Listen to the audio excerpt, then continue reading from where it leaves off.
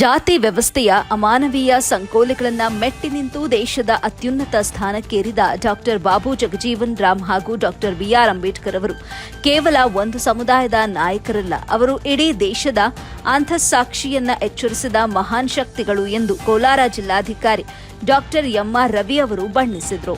ಕೋಲಾರ ನಗರದ ಟಿ ಚೆನ್ನಯ್ಯ ರಂಗಮಂದಿರದಲ್ಲಿ ಜಿಲ್ಲಾಡಳಿತ, ಜಿಲ್ಲಾ ಪಂಚಾಯತ್ ಹಾಗೂ ಸಮಾಜ ಕಲ್ಯಾಣ ಇಲಾಖೆಯ ಸಂಯುಕ್ತಾಶ್ರಯದಲ್ಲಿ ಆಯೋಜಿಸಲಾಗಿದ್ದ ಡಾಕ್ಟರ್ ಬಾಬು ಜಗಜೀವನ್ ರಾಮ್ ಅವರ 119ನೇ ಜಯಂತಿ ಕಾರ್ಯಕ್ರಮದಲ್ಲಿ ಮಾತನಾಡಿದ ಅವರು, ಬಾಬು ಜಗಜೀವನ್ ರಾಮ್ ಅವರು ತಮ್ಮ ವೃತ್ತಿ ಜೀವನದಲ್ಲಿ ಅನುಭವಿಸಿದ ನೋವುಗಳು ಮತ್ತು ಎದುರಿಸಿದ ಸವಾಲುಗಳನ್ನು ಸ್ಮರಿಸಿದ ಜಿಲ್ಲಾಧಿಕಾರಿಗಳು, ಅಂತಹ ಕಠಿಣ ಪರಿಸ್ಥಿತಿಯಲ್ಲೂ ಅವರು ದೇಶದ ಶ್ರೇಷ್ಠ ಮಟ್ಟಕ್ಕೆ ಬೆಳೆದದ್ದು ಇಂದಿನ ಪೀಳಿಗೆಗೆ ಮಾದರಿ ಎಂದರು.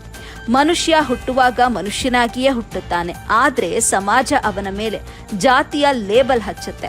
ಜಾತಿ ಎಂಬುದು ನಾಮಪದವಾಗಿದ್ದರೆ ಒಪ್ಪಬಹುದು, ಆದರೆ ಅದು ಕ್ರಿಯಾಪದವಾಗಿ ಜಾತೀಯತೆಯಾಗಿ ಬದಲಾದಾಗ ವ್ಯವಸ್ಥೆ ಅಮಾನವೀಯವಾಗುತ್ತದೆ ಎಂದು ಬೇಸರ ವ್ಯಕ್ತಪಡಿಸಿದರು.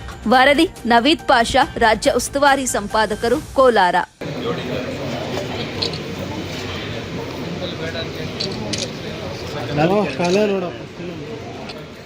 ಧನ್ಯವಾದಗಳು.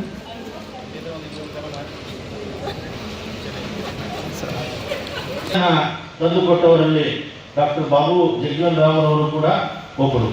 ಸೊ ಅಂತಹ ಮಹನೀಯರ ಒಂದು ಜಯಂತಿಯನ್ನ ಇವತ್ತು ನಾವು ಆಚರಿಸ್ತಾ ಇದ್ದೀವಿ. I am not a born Dalit. I am a born Indian. I am a born human being. ನಾನೊಬ್ಬ ಮನುಷ್ಯನಾಗಿ ಹುಟ್ಟಿದ್ದೀನಿ. ನನ್ನ ತಂದೆ ತಾಯಿಯ ಒಂದು ಗರ್ಭದಲ್ಲಿ ಹುಟ್ಟಿದ್ದೀನಿ ಅನ್ನೋ ಕಾರಣಕ್ಕಾಗಿ ನನಗೆ ಒಂದು ಲೇಬಲ್ ಬಿಡ್ತಾ ಇದೆ. ಸೊ ನಾನು ಹುಟ್ಟುವಾಗ ಮನುಷ್ಯನಾಗಿ ಹುಟ್ಟಿದ್ದೀನಿ, ನಂತರದಲ್ಲಿ ನನಗೆ ಲೈಸೆನ್ಸ್ ಕೊಡುವಾಗ ನೀವು ಈ ಜಾತಿಯನ್ನು ನನಗೊಂದು ಅಣೆಪಟ್ಟಿ ಕೊಟ್ಟಿದ್ದೀನಿ.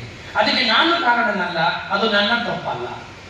ಆದರೆ ಆ ಜಾತಿಯ ಹೆಸರನ್ನ ಇಟ್ಟುಕೊಂಡು ಇವತ್ತು ಆ ಒಬ್ಬ ವ್ಯಕ್ತಿಯನ್ನ ಶ್ರೇಷ್ಠ, ಒಬ್ಬ ವ್ಯಕ್ತಿಯನ್ನ ಕೀಳು ಅಂತ ನಾವೇನು ಇವತ್ತಿಗೂ ಅನುಭವಿಸ್ತಾ ಇದ್ದೀವಿ. ಬಹುಶಃ ನಾವು ಇವತ್ತಿಗೂ